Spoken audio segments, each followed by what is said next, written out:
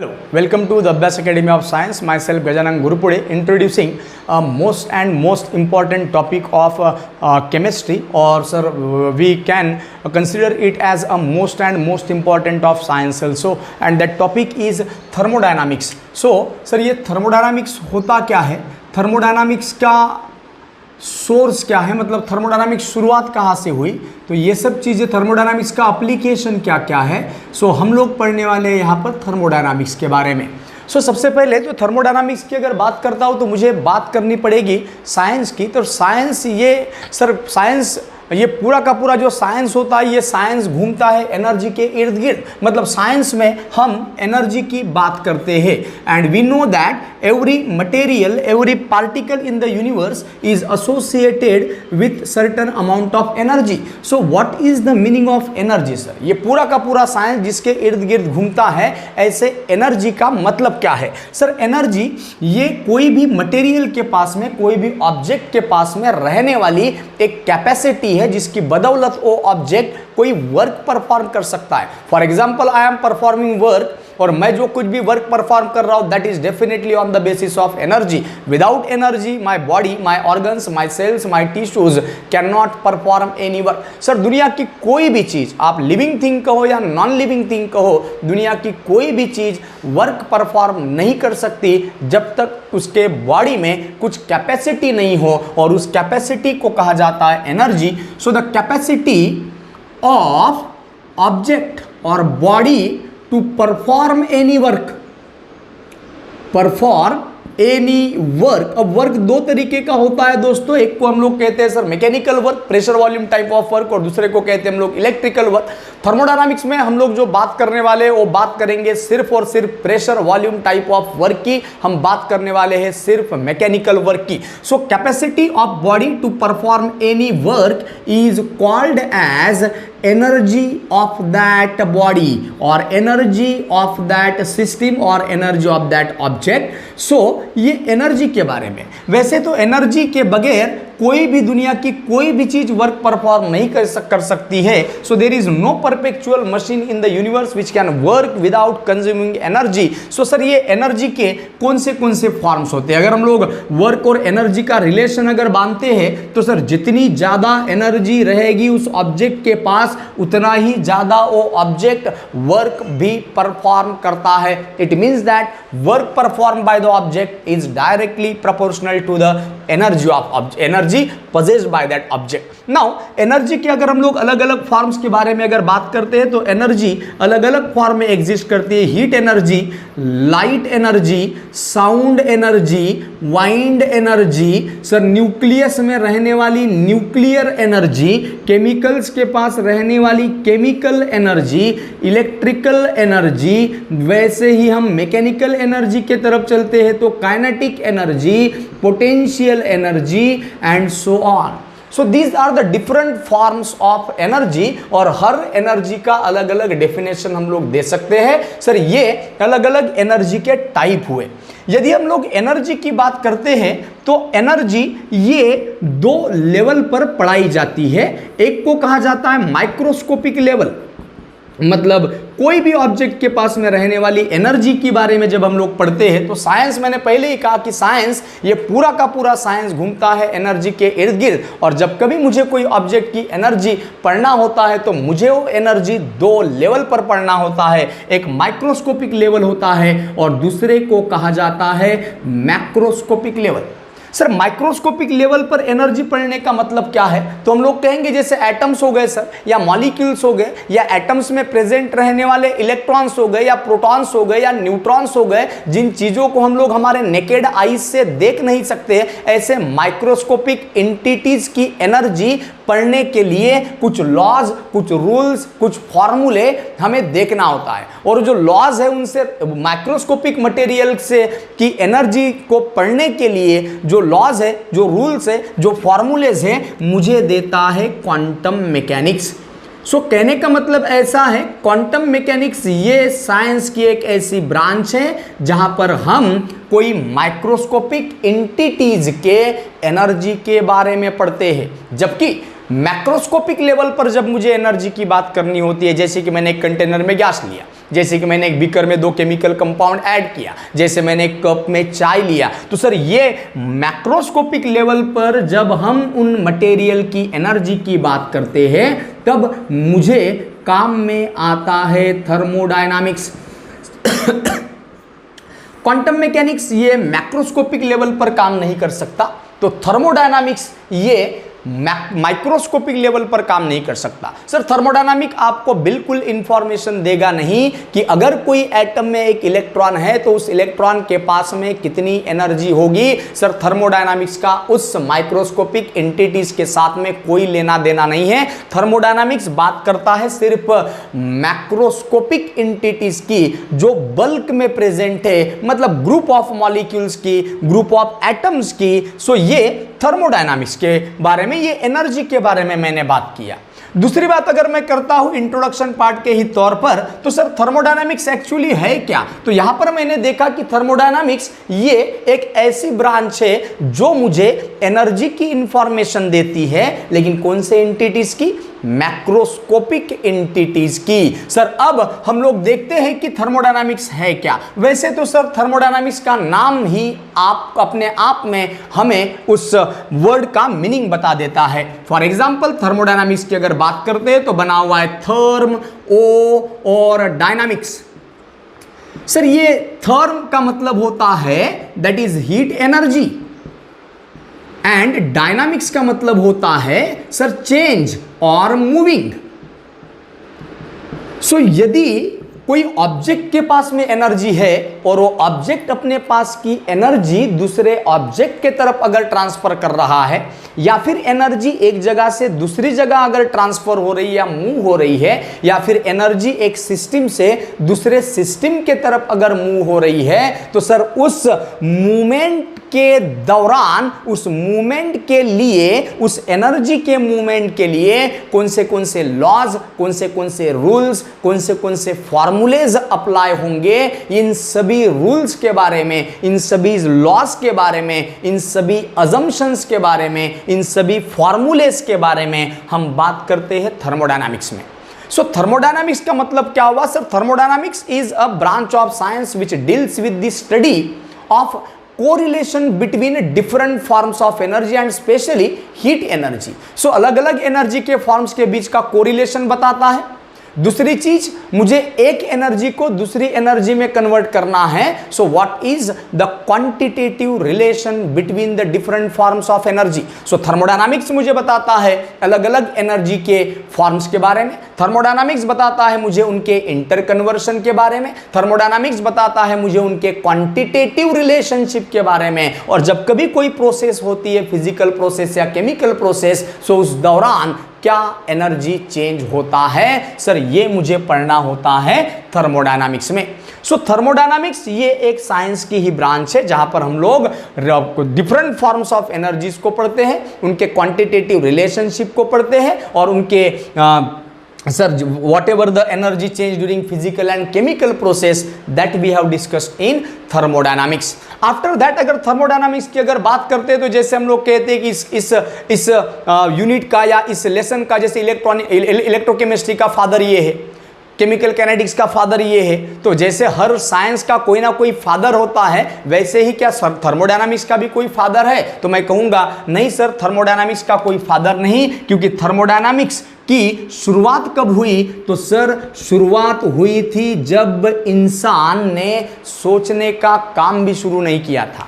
मतलब इंसान इतना इवॉल्व नहीं हुआ था, जब इतना साइंस डेवलप नहीं हुआ था, जब इंसान ने सोचना शुरू किया था, इंसान अब अपने लाइफ में साइंस को इंट्रोड्यूस करने का ही था, तब से सर थर्मोडायनामिक्स की शुरुआत हुई। एक सिंपल सा एग्जांपल अगर मैं आपको कहूं, सो आप लोग देखते हो कि एंशिएंट पीपल जब चिंगारी का शोध कैसे क्या लगा? सो सर पत्थर से पत्थर टकराया गया था, और पत्थर से पत्थर टकराने के बाद जनरेट हुई थी एनर्जी। कहने का मतलब ऐसा है सर, यस डेफिनेटली थर्मोडायनामिक वहां से शुरू हुआ, और वहां पर इंसान की उस थर्मोडायनामिक्स को समझने के लिए उतनी मेंटेलिटी नहीं थी, या फिर ह्यूमन बीइंग उतना डेवलप नहीं हुआ था। मतलब कहने का मतलब जो कुछ भी एंशिएंट लोग थे उनको मैं साइंटिस्ट नहीं कहूंगा, उनको मैं फिलोसोफर कहूंगा। तो जितने भी एंशियंट फिलोसोफर्स थे, उन एंशियंट फिलोसोफर्स ने हमारे एनवायरनमेंट में, हमारे सराउंडिंग में होने वाले अलग अलग प्रोसेसेस को ऑब्जर्व किया, और ऑब्जर्वेशन के बाद उनने कुछ लॉज बनाए। और इसीलिए सर ये जो ऑब्जर्वेशंस जो तैयार किए गए हैं, ये कोई एक दिन में या 2 दिन में तैयार किए गए ऑब्जर्वेशंस नहीं सर। जो कुछ भी ऑब्जर्वेशन हुआ ये बरसों चला है, और बरसों के ऑब्जर्वेशन के बेसिस पर सर थर्मोडायनामिक्स की नींव रखी गई, मतलब वहां से शुरू हुआ thermodynamics. So this is a ancient science which is based on the observation. और ध्यान रहे दोस्तों कि थर्मोडायनामिक्स के जो रूल्स बने थे, जो लॉज बने थे, जो ऑब्जर्वेशंस, जो अजम्पशंस बने थे ऑब्जर्वेशंस के बेसिस पर, उनको कोई रिजेक्ट नहीं कर पाया, उनको कोई झुटला नहीं पाया। बस हो क्या रहा है, जैसे जैसे इंसान डेवलप होते जा रहा है, वैसे वैसे इन लॉज में, इनके अजम्पशंस में, इनके फॉर्मूलेज में थोड़ा थोड़ा मॉडिफिकेशन करता जा रहा है सर। सो कहने का मतलब ऐसा है कि जो कुछ भी थर्मोडायनामिक्स पढ़ रहे हैं sir, that thermodynamic is a observational science, जिसका मैं प्रैक्टिकल प्रूफ आपको नहीं दे सकता। तो सर ऑब्जर्वेशंस के बेसिस पर हम लोग अजम्पशंस बनाते हैं, और उन अजम्पशंस के बेसिस पर हम लोग फॉर्मूले डिराइव करते हैं, और उसको हम लोग कोई मैटर के ऊपर अप्लाई करते हैं। सर जैसे जैसे समय बीतता गया, जैसे 17th सेंचुरी, 18th सेंचुरी और 19th सेंचुरी की अगर बात करते हैं, तो इसको हम लोग हमारे साइंस का गोल्डन ईरा कहते हैं। मतलब जितना भी साइंस ज़्यादा से ज़्यादा डेवलप हुआ, ज़्यादा से ज़्यादा इवॉल्व हुआ, ये 17th, 18th और 19th सेंचुरी में डेवलपमेंट शुरू हुई। और सर बाद में सर जैसे कि क्लेसियस नाम का साइंटिस्ट, जैसे कि थॉमसन नाम का साइंटिस्ट, या जूल्स नाम का था साइंटिस्ट, या फिर गिब्स नाम का साइंटिस्ट, इन साइंटिस्ट ने इस थर्मोडायनामिक्स के जो अजम्पशंस बने हुए थे, जो रूल्स बने हुए थे, उन रूल्स को अब इनने मॉडिफाई करना शुरू किया, नया स्वरूप देना शुरू किया, और उसको आप लोग कहते हो फिर कि वहां से सर हमारे मॉडर्न थर्मोडायनामिक्स की शुरुआत हुई। तो सर मॉडर्न थर्मोडायनामिक्स का, ये थर्मोडायनामिक्स के हमारे लाइफ में क्या यूज है, तो मैंने पहले ही कहा कि सर थर्मोडायनामिक्स घूमता है एनर्जी के इर्द गिर्द, और एनर्जी के बगैर ना आप काम कर सकते हो, ना मैं काम कर सकता हूं, ना कोई लिविंग थिंग, ना non living thing. So definitely sir thermodynamics का हमारे लाइफ में रोल है। दूसरी बात, जो कुछ भी केमिकल रिएक्शन हम लोग पढ़ने वाले हैं केमिस्ट्री में, उस केमिकल रिएक्शन में, उस केमिस्ट्री में हमको इस थर्मोडायनामिक्स को अप्लाई करना है। सो ये थर्मोडायनामिक्स को जब आप केमिस्ट्री में अप्लाई करते हो, तो अब ये थर्मोडायनामिक्स को आप लोग कहोगे केमिकल थर्मोडायनामिक्स। सो केमिकल थर्मोडायनामिक्स में हम लोग क्या कर पढ़ते हैं, तो सर कोई भी रिएक्टेंट कोई भी रिएक्टेंट में अगर मिला दोगे तो केमिकल रिएक्शन होगी क्या, मैं कहूंगा नहीं। कुछ रिएक्टेंट कंबाइन होकर प्रोडक्ट बनाते हैं, तो कुछ रिएक्टेंट कंबाइन होते ही नहीं, प्रोडक्ट बनाते ही नहीं। मतलब कुछ केमिकल रिएक्शन फिजिबल है, तो कुछ केमिकल रिएक्शन फिजिबल नहीं है। सो सर ये फिजिबिलिटी और ये फिजिबिलिटी रिएक्शन की तय करता है थर्मोडायनामिक्स। वो एक्सप्लेन करता है कि कोई केमिकल रिएक्शन होनी चाहिए या नहीं होनी चाहिए। कोई फिजिकल प्रोसेस को एक्सप्लेन करता है थर्मोडायनामिक्स, उसमें होने वाले हीट चेंज को एक्सप्लेन करता है थर्मोडायनामिक्स। जब भी कोई केमिकल रिएक्शन होती है तो definitely certain amount of heat energy is evolved और certain amount of heat energy should be absorbed. So how the heat energy is evolved and what is the reason behind the system is absorbing the heat energy. So ये सभी सवालों के जवाब हम लोग thermodynamics में ढूंढते हैं सर। तो सर ये हो गया थर्मोडायनामिक्स के बारे में कुछ इंट्रोडक्शन पार्ट। थर्मोडायनामिक्स तो वैसे तो बहुत इंपॉर्टेंट कहा जाए और थोड़ा सा लेंथी टॉपिक है, लेकिन अगर आप समझने की कोशिश करते हो तो थर्मोडायनामिक्स जितना डरावना दिखता है उतना डरावना है नहीं सर। उसको जितने सिंपल तरीके से एक्सप्लेन करना है सर, मैं अपना ट्राई करता हूं बेस्ट लेवल, ताकि आप लोगों को थर्मोडायनामिक्स रटने की जरूरत नहीं पड़े, आपको थर्मोडायनामिक्स को समझने की जरूरत पड़े। थर्मोडायनामिक्स समझने की चीज है सर, ये रटने वाली चीज नहीं है। तो ये हो गया थर्मोडायनामिक्स का introduction part. Now I have to move towards the terms involve in thermodynamics की जब कभी हम लोग थर्मोडायनामिक्स पढ़ते हैं तो थर्मोडायनामिक्स पढ़ते समय मुझे कौन से टर्म्स की मदद लेनी होती है, मतलब थर्मोडायनामिक्स में यूज्ड होने वाली terms. So the first heading of this lesson and that is terms used in thermodynamics, कि थर्मोडायनामिक्स में कौन सी टर्म यूज करते हैं सर, मतलब इन टर्म्स को समझे बिना हम थर्मोडायनामिक्स के घने जंगल से नहीं गुजर सकते।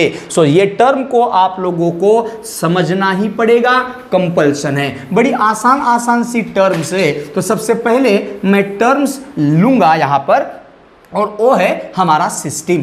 तो सिस्टम क्या है sir? So what do you mean by system? मैं बार बार यूज करूंगा थर्मोडायनामिक में। मैं बात नहीं करूंगा कि मैंने गैस लिया या मैंने लिक्विड लिया, मैंने H2SO4 लिया या फिर मैंने कार्बन डाइऑक्साइड गैस लिया। नहीं सर, मैं वो केमिकल कंपाउंड के नाम इस थर्मोडायनामिक्स में यूज करने वाला हूं नहीं। मैं बार बार एक वर्ड यूज करने वाला हूं सामने भी, और वो है system. Sir system is what? Sir यदि आप एक कप में चाय लेते हो और उस चाय लेने के बाद जो कुछ भी आपका इंटरेस्ट रहेगा, अब ये चाय का टेम्परेचर कम होता है या चाय का टेम्परेचर बढ़ता है, चाय से मैटर बाहर निकलता है या चाय के अंदर बाहर का मैटर आता है, मतलब जो कुछ भी आप लोगों का ऑब्जर्वेशन है सर, ऑब्जर्वेशन है इस टी में, जो कुछ भी आपका इंटरेस्ट है इस टी में है। तो सर ये टी हमारे लिए सर सिस्टम कहलाएगी, क्योंकि मेरा इंटरेस्ट किस में है कि सर ये चाय में क्या चेंजेस आ रहे हैं, इसकी एनर्जी में क्या चेंजेस आ रहे हैं, इसके मास में क्या चेंजेस आ रहे हैं सर, और कोई प्रेशर वॉल्यूम का पैरामीटर चेंज होता है क्या? It means that sir now the T is in under observation, it means that the T is in under investigation. So हमारा ब्रह्मांड तो बहुत बड़ा है सर, जिसको मैं कोई भी टर्म में आप लोगों को समझा नहीं सकता कि सर कितना बड़ा है। सर यूनिवर्स ये एक अथांग है या फिर अनंत जिसको हम लोग कहते हैं, जिसको हम लोग इमेजिन नहीं कर सकते हैं। तो इस पूरे यूनिवर्स के बारे में हमको बात नहीं करना, मुझे इस पूरे यूनिवर्स में प्रेजेंट रहने वाले मेरे हाथ में रखे हुए कप और उस कप में रखी हुई चाय, यहां पर क्या चेंजेस हो रहे हैं उसमें मेरा इंटरेस्ट है सर। फिलहाल चाय इज अंडर ऑब्जर्वेशन, फिलहाल tea is under investigation. So this tea can be considered as a system for us. Sir हमारे लिए टी सिस्टम कहलाएगा। सर दूसरी बात, मैंने एक बीकर लिया और बीकर में मैंने कोई केमिकल रिएजेंट ऐड किया। सो केमिकल रिएजेंट ऐड करने के बाद आपका इंटरेस्ट रहेगा कि सर बीकर के अंदर क्या हो रहा है, केमिकल रिएक्शन हो रही है या नहीं हो रही है। अगर हो रही है तो कौन सा प्रोडक्ट मिल रहा है, हीट एनर्जी बाहर निकल रही है या हीट एनर्जी आपको देना पड़ रहा है। मतलब you are interested in the matter present inside the beaker. Sir beaker के बाहर क्या हो रहा है हमारा कोई इंटरेस्ट नहीं। So sir whatever the chemical compound you have taken in beaker that can be considered as our system. अगर मैं एक क्लासरूम में पढ़ा रहा हूं तो क्लासरूम में पढ़ाते समय क्लासरूम के अंदर मतलब हॉल के अंदर बैठे हुए जितने भी स्टूडेंट्स हैं या फिर क्लासरूम के अंदर प्रेजेंट रहने वाला जितना भी मैटर है, वो चाहे स्टूडेंट रहे लिविंग फॉर्म के फॉर्म में, लिविंग थिंग के फॉर्म में, या रखे हुए डेस्क बेंच हो गए नॉन लिविंग थिंग के फॉर्म में, तो मेरा पूरा का पूरा जो ऑब्जर्वेशंस रहेगा सर वो रहेगा एक तो स्टूडेंट्स के ऊपर और हमारे क्लासरूम के अंदर रखी गई नॉन लिविंग थिंग्स जिन एसेसरीज का मुझको काम है। फॉर एग्जांपल पढ़ाते पढ़ाते सर बल्ब खराब हो गया तो सर डेफिनेटली मुझे उसके ऊपर थोड़ा सा गौर करना पड़ेगा। पढ़ाते पढ़ाते सर 2 फैन बंद हो गए, डेफिनेटली मुझे उसके ऊपर गौर करना पड़ेगा। तो सर ये फैन ट्यूबलाइट की जो बात कर रहे हैं आप लोग, वो हमारा फिलहाल सिस्टम हुआ। क्लासरूम में पढ़ाते समय जो बच्चे मेरे सामने बैठे हुए जो मुझे गौर से सुन रहे हैं, चाहे उनकी इच्छा हो या ना हो, लेकिन फिर भी मुझे उन स्टूडेंट के ऊपर मेरा जितना भी एक्सपेरिमेंट चल रहा है, मैं जितना भी परफॉर्मेंस आपके सामने प्ले कर रहा हूं, ये सिर्फ और सिर्फ किनके लिए? स्टूडेंट्स के लिए। Sir students are under observation, students are under investigation. Whatever the experiment is going on, that experiment is going on only on the students. I am not interested what type of people are present outside the that hall.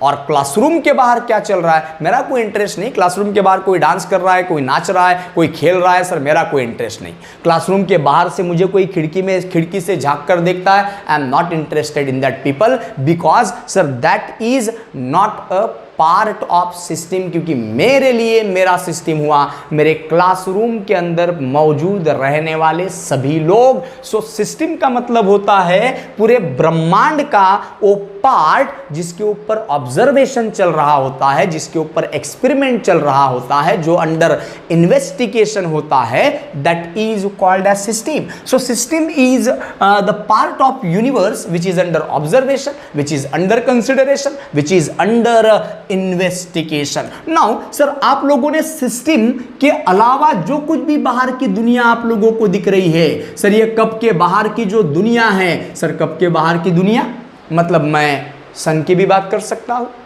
मैं हमारे आसमान में रहने वाले asteroids की बात करता हूं, मैं स्टार्स की बात कर सकता हूं, ये कप के बाहर प्रेजेंट रहने वाले कोई मक्खी के बारे में बात कर सकता हूं। मतलब सर ये कप के बाहर की जो दुनिया है, मेरे क्लासरूम के बाहर की जो दुनिया है, उसको मैं क्या कहूंगा सर? उसको कहूंगा मैं सराउंडिंग। मतलब ब्रह्मांड में प्रेजेंट रहने वाले सिस्टम के अलावा रहने वाले पार्ट को आप क्या कहोगे? Surrounding. So surrounding is the part of universe other than system.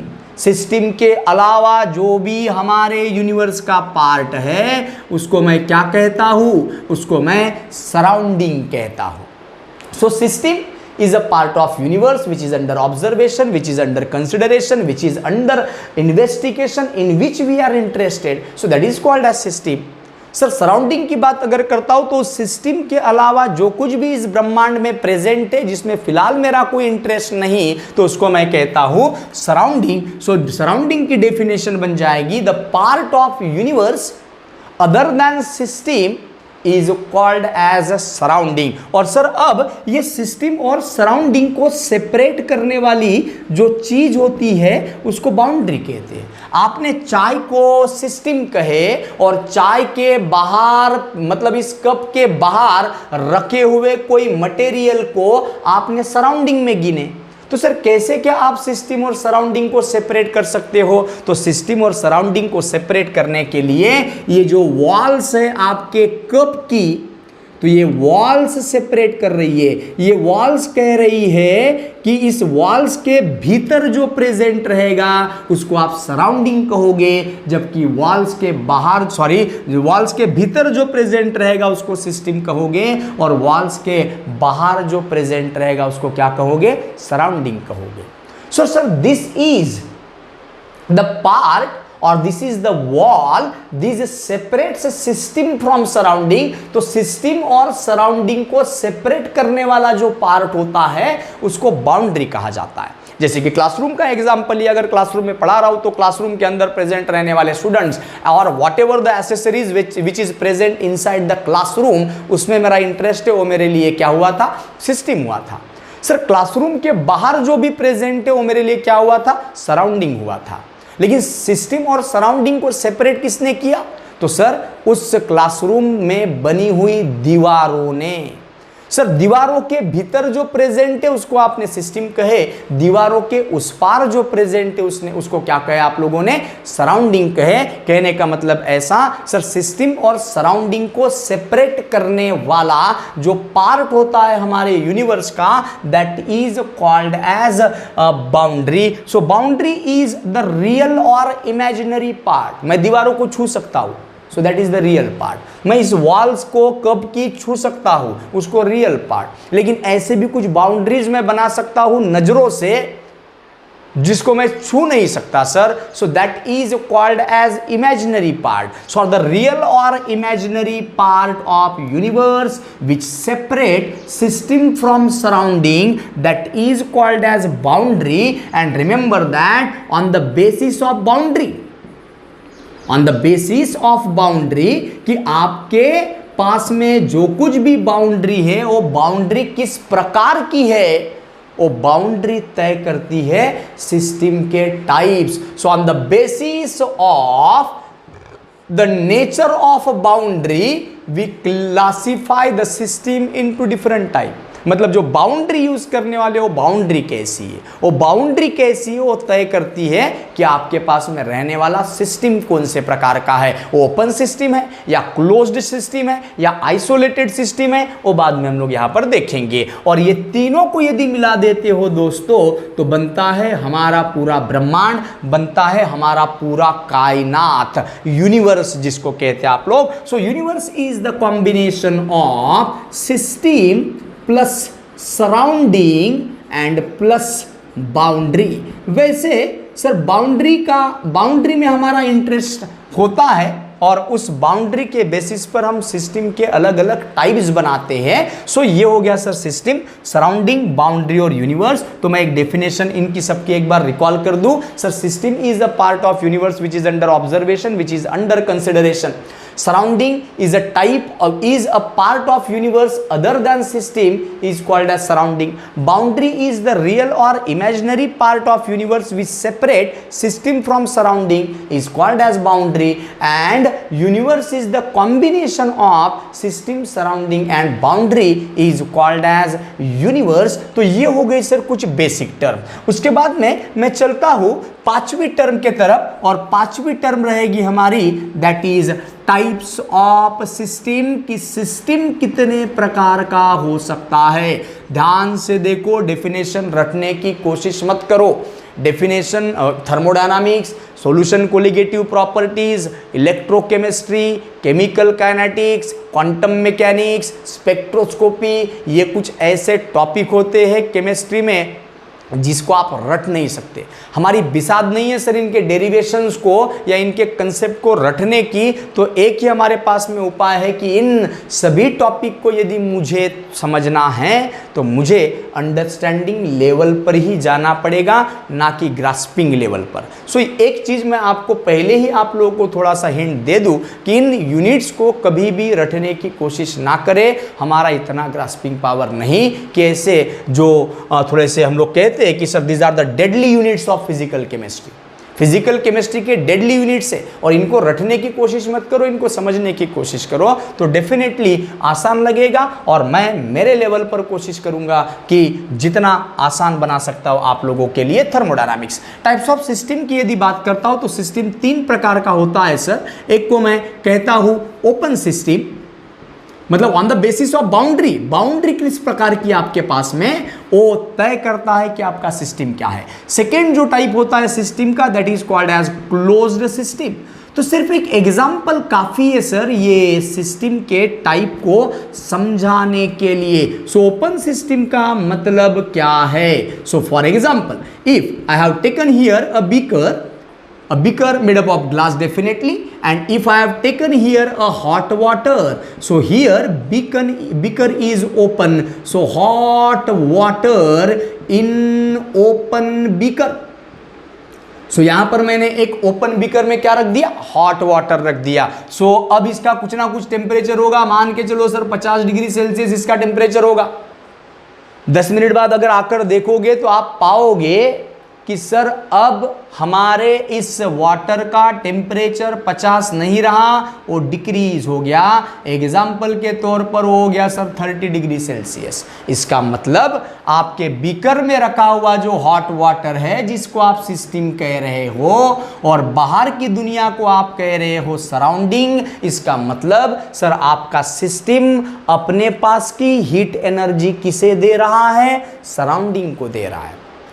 Sir उसका टेम्परेचर कम हो रहा है। Temperature is the parameter by which we measure the heat content of any object. कोई ऑब्जेक्ट के पास ज्यादा हीट एनर्जी है तो डेफिनेटली उसका टेम्परेचर ज्यादा होगा, कोई ऑब्जेक्ट के पास कम हीट एनर्जी है तो उसका टेम्परेचर कम होगा। तो हम कह रहे हैं कि शुरुआत में इसका टेम्परेचर 50 डिग्री सेल्सियस था, but after some time it is found that the temperature of that water decreases and becomes 30 degree Celsius. It means that system is transferring its energy with surrounding को transfer कर रहा है। Sir ऐसे भी तो हो सकता था कि आप लोगों ने बीकर में ठंडा पानी लिए बर्फ को जस्ट आप लोगों ने मेल्ट किया और ठंडा पानी आप लोगों ने एक ओपन बीकर में रख दिए, तो आप लोग देखोगे कि सर अब उस ठंडे पानी का टेम्परेचर धीरे धीरे क्या होता जाएगा, बढ़ता जाएगा और रूम टेम्परेचर इतना हो जाएगा। इसका मतलब यहां पर क्या हो रहा है कि सिस्टम सराउंडिंग के पास से हीट एनर्जी ले रहा है। सो कहने का मतलब ऐसा सर, यहां पर सिस्टम और सराउंडिंग के बीच में एनर्जी का एक्सचेंज हो सकता है, लेना देना हो सकता है। दूसरी बात ऐसे, जब आप लोगों ने इसको ओपन रखे तो ओपन रखने की वजह से कुछ बीकर में प्रेजेंट रहने वाले वाटर के मॉलिक्यूल्स बाहर गए, तो सराउंडिंग में प्रेजेंट रहने वाले कुछ मटेरियल के मॉलिक्यूल्स ये बीकर के अंदर भी आ सकते हैं। मतलब सर एनर्जी का एक्सचेंज हो रहा है सिस्टम और सराउंडिंग के बीच में, और साथ साथ सर यहां पर मैटर का भी एक्सचेंज हो रहा है सिस्टम और सराउंडिंग के बीच में। सो ओपन सिस्टम का मतलब होता है ऐसा सिस्टम जो सराउंडिंग के साथ में एनर्जी भी एक्सचेंज कर सकता है और साथ में मैटर भी एक्सचेंज कर सकता है। ऐसे सिस्टम को ओपन सिस्टम कहा जाएगा। So definition is the system which can exchange energy as well as matter with surrounding is called as open system. Example आपके सामने, एग्जाम्पल को माइंड में रखो, बड़ी आसानी से आप लोग समझ जाओगे। Now sir second close system को पढ़ने के लिए मैं फिर से एक एग्जाम्पल ले रहा हूं, और एग्जाम्पल है कि मैंने अब हॉट वाटर लिया है लेकिन बीकर को बंद कर दिया है। मतलब I have taken hot water, जिसको आप फिलहाल आपके लिए सिस्टम कह रहे हो। So I have taken hot water in closed beaker. So closed beaker में मैंने हॉट वाटर रख दिया, और जब मैंने ये हॉट वाटर रखा तो सर इसका टेम्परेचर शुरुआत में 50 डिग्री सेल्सियस था। So after some time it was found that the temperature decreases and becomes around 30 degree Celsius which is suppose to be room temperature. तो सर यहां पर क्या हुआ है कि हमारे सिस्टम ने अपने पास की हीट एनर्जी लूज किया। लूज किया मतलब डेफिनेटली सर उसने सराउंडिंग को दिया होगा, या फिर ऐसे भी हो सकता था यदि आप कोल्ड वाटर लेते तो कोल्ड वाटर कुछ देर बाद गर्म हो जाता, मतलब आपका सिस्टम सराउंडिंग से हीट एनर्जी ले भी सकता है। सो आप बीकर को बंद रखो या ओपन, एनर्जी का लेना देना तो होने वाला है सर। लेकिन एक चीज यहां पर दिख रही है कि यहां से वाटर मॉलिक्यूल्स बाहर जाने की कोशिश कर रहे थे और बाहर के वाटर मॉलिक्यूल्स भी अंदर आने की कोशिश कर रहे थे, लेकिन आएंगे कैसे सर? इनका आना जाना पूरी तरीके से प्रतिबंधित है। इसका मतलब sir there will be no exchange of matter. Sir energy exchange कर सकता है लेकिन मैटर एक्सचेंज नहीं कर पा रहा है। So that system is called as closed system. So मैं डेफिनेशन बनाऊंगा क्लोज सिस्टम की कि पहले अपने मदर टंग में हम लोग समझते हैं कि ऐसा सिस्टम जो अपने पास की एनर्जी सराउंडिंग के साथ तो एक्सचेंज कर सकता है लेकिन मैटर को एक्सचेंज नहीं कर सकता। The system which can exchange energy with surrounding but not matter with surrounding is called as close system. And for third term is isolated system. And isolated system के लिए consider a container which is insulated. जैसे घर में हम लोग thermos flask use करते हैं तो सर वो इंसुलेटेड रहता है, या रोटियां रखने के लिए, चपाती रखने के लिए हॉट पॉट यूज करते हैं तो सर वो इंसुलेटेड रहता है। इंसुलेटेड का मतलब सर अंदर में रखा हुआ जो सिस्टम है, आपने यहां पर रखे हॉट वाटर और hot water taken in, hot water taken in, hot water आपके लिए क्या कहलाएगा? System. So hot water taken in insulated container. तो मान के चलो इस हॉट वाटर का शुरुआत का टेम्परेचर 50 डिग्री सेल्सियस था। सर 5 मिनट बाद जब आकर देखा मैंने उसका टेम्परेचर नोट किया, सर अभी भी उसका टेम्परेचर 50 डिग्री सेल्सियस है। यदि कोल्ड वाटर रखते तो कोल्ड वाटर का जो शुरुआत का टेम्परेचर था कुछ देर बाद कोल्ड वाटर का टेम्परेचर जैसे के वैसे रह रहा है। मतलब there is no change in temperature. Sir change in temperature तो तब होता है जब एनर्जी का एक्सचेंज होता है। सर यहां पर इसका चेंज नहीं हो रहा है टेम्परेचर में, इसका मतलब ये अपने पास की एनर्जी सराउंडिंग के साथ एक्सचेंज नहीं कर रहा होगा। सो और sir there is no exchange of heat energy between system and surrounding. Sir अंदर के मॉलिक्यूल ना बाहर जा सकते हैं क्योंकि आप लोगों ने पूरे दरवाजे बंद करके रख दिए हो, क्लोज सिस्टम की तरह काम कर रहा है। तो सर ये ना अंदर के मॉलिक्यूल्स बाहर जाएंगे ना बाहर के मॉलिक्यूल्स अंदर आ सकते हैं। मतलब यहां पर आपका सिस्टम सराउंडिंग के साथ ना एनर्जी एक्सचेंज कर सकता है ना मैटर एक्सचेंज कर सकता है। एक्सचेंज कहा मैंने, सिर्फ देना नहीं, सिस्टम सराउंडिंग को अपनी एनर्जी दे भी सकता है और सिस्टम सराउंडिंग से एनर्जी ले भी सकता है, डिपेंड करता है आपका सिस्टम कैसा है। सो आइसोलेटेड सिस्टम का मतलब sir the system which can neither exchange the system which can exchange neither energy nor matter with surrounding is called as isolated system. Example क्या कहोगे आप लोग? Sir, the hot water taken in a thermos flask. So ये हो गया sir हमारे पास में तीन सिस्टम के बारे में। Open system, the system which can exchange both energy as well as matter with surrounding. The system which cannot exchange energy nor matter with surrounding. The system which can exchange energy but not matter with surrounding is called as closed system. तो sir कहने का मतलब ऐसा है isolated system में कि sir सही में थर्मस फ्लास्क में रखी हुई चाय जैसे कि वैसे ठंडी रहेगी क्या अगर मैं 10 दिन बाद अगर देखता हूं तो नहीं। आप कहोगे सर नहीं, टेम्परेचर क्या हो जाएगा, कम हो जाएगा। लेकिन आपने तो कहे सर अभी थर्मस फ्लास्क आइसोलेटेड सिस्टम है, so there is no exchange of heat energy between system and surrounding. So remember that दोस्तों, कोई भी सिस्टम 100% आइसोलेटेड नहीं होता। आप जितना महंगा लेना चाहे उतना थर्मस फ्लास्क ले लो, लेकिन ऐसा कभी नहीं होगा कि वो सिस्टम के साथ में सराउंडिंग के साथ में कभी एनर्जी एक्सचेंज नहीं करेगा। There is no 100% isolated system in the universe. So ये हो गई सिस्टम, सराउंडिंग, बाउंड्री, यूनिवर्स। साथ में मैंने पांचवी टर्म्स पढ़ा, कौन सी? Types of system. उसमें हम लोगों ने ओपन सिस्टम पढ़े, क्लोज्ड सिस्टम पढ़े और आइसोलेटेड सिस्टम पढ़े। So this is all and all about the introduction part of thermodynamics. In next video we will discuss about the types of processes in thermodynamics, properties of system, state function and path function, heat energy क्या होती है, work क्या होता है। Sir ये सब पढ़ेंगे हम लोग नेक्स्ट वीडियो में। So today I stop here. I hope so you like this video. So today we stop here. Thank you so much.